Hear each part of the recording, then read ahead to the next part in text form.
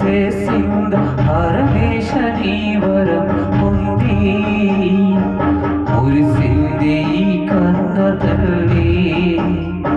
తన శ్వాసతో బంధవల్లి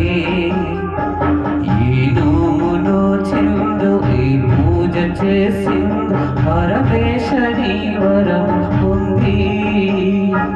మురిసింది కన్న తల్లి తన శ్వాసతో బంధవల్లి